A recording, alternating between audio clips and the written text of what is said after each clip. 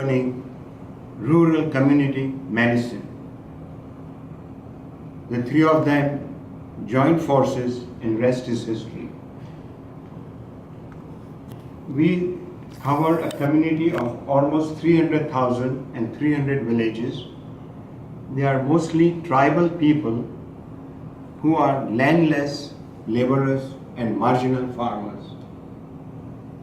They are saddled with lack of health facilities and lack of awareness, and they are pounded by poverty and plagued by communicable diseases which are all preventable and eradicated in our Western society, like malnutrition, severe anemia, which is unheard of in our country.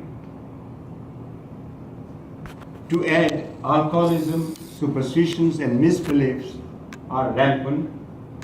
50% of our women are anemic, 2.5% are severely anemic. Every minute, 4 children die of diarrhea, pneumonia, TB, measles, mumps and typhoid. These are all eradicated again in Western Hemisphere. These 6 shooters kill 2.1 million children every year. We are located in South Gujarat, and our vision is to have a healthy, happy, self-sufficient, self-empowered rural society. And our mission is to cater to the health of every individual, render special care to women and children who are the most neglected segment of our society. We aim to uplift the socio-economic conditions and promote curative and preventive health measures and create awareness of qualitative life and development. We began with a very humble beginning in 1994. This is hospital on the left upper corner in a dilapidated, abandoned building, a 20-bed hospital. And today, in 2016, we have an 80-bed hospital, medical, surgical, and we have a very active OB-GYN department. My wife's ambition was to take care of the migrant worker children and orphans. So in 2008, she rented facilities and had 43 children, 33 boys, 10 girls in a rented facilities. And before she passed, she had collected enough funds for us to have a Balavas, which means child shelter of our own. And in 2016, this year, we were fortunate to do the inauguration ceremony. The inauguration was done by Dr. Prakash Amte. I wish all of you should go to Google and look at this man up.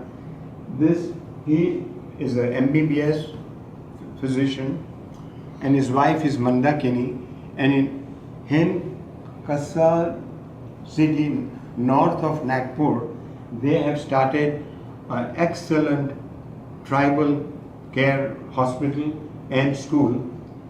First 20 years they did not have electricity and telephone, and he has been recipient of various legacy awards. The building that we have created is the first green hostel in India. We have rainwater conservation, we have solar panels for electricity and solar cookers. The toilet water is called black water. We reharvest the black water, and the kitchen and the shower or the bath water is supposed to be grey water, and that is also recycled. The capacity is about 100 children from standard 1 to 12. The cost was initially it was 150,000, eventually it became close to 640,000, and we have been able to fund all of this. Right now we are looking for about 100,000 for inside furnishing of the project. We started with hospital services in 1994, and then we branched out into community health, because sitting in the hospital we could do nothing, as the patients that were brought in were at these way at the end of their life, and it was very frustrating to see the patients not do well. So we branched out into community health in 1998 and then adopted in 2003 rural development and satellite centers. Over the span, right now, as of today, we have been almost 22 years and we have treated 850,000 patients. Our outpatient load is about 65,000 a year, indoors 7,000. We do 1,500 deliveries a year and 2,000 surgeries a year. We are close to the highway and we get a lot of trauma, and this is one of our success story. A young girl studying in 10th standard met with a severe accident and brought to our hospital with severe abdominal injuries. Because we had an intensive care and just had respirators, we were able to save her. She was discharged and today she is working in a Surat Municipal Corporation. We are very well equipped to train, teach and treat snake bites, and snake bites are very prevalent during the winter, during the rainy season. And we have a very simple method of treating them. When you have a snake bite, what kills you? Two things, either the hemolysis, खून का पानी और गुजराती में लोहीનું पानी થઈ જાય, or neurotoxicity. You stop breathing and it affects the neurologic system. So as soon as the patient comes, we draw a sample of blood and keep it for 20 minutes. If the blood clots, it is not the hemorrhagic poison, then you watch out for any drooping of the eyelids or shortness of breath. That means the nervous system is affected and that patient goes on the ventilator. And there are 4 snakes: cobra, Russell viper, krait, and saw scale. These are the 4 poisonous snakes. And we have a venom of all 4 poisonous snakes, all built into one, and we give those venom. And this lady again was an example of saving her life because of the venom given on time. In 2013, as the previous speaker said, India is becoming the diabetic capital of the world.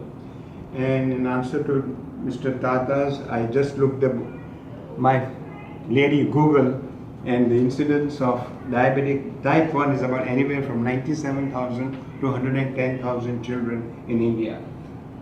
Because of the diabetes, affects the kidneys, it affects the eyes, and it affects the heart. We started a dialysis, started with 1 machine. Today we have 4. Thus far we have done close to 4,200 sessions. 3,800 sessions are all done free. And the cost is a huge cost of $7 per session. We believe in giving economical and rational care to our patients. Every patient gets free meal along with 1 family member who attends the patient. Medicines are sold below the MSRP, and starting this March, all outpatient medicines are given free. 80% of our patients receive major relief in their bills. And we try to give all services, outpatient and inpatient, under one umbrella, so the patients are not shunted from place to place. As I said before, we have a very active antenatal clinic, and we have a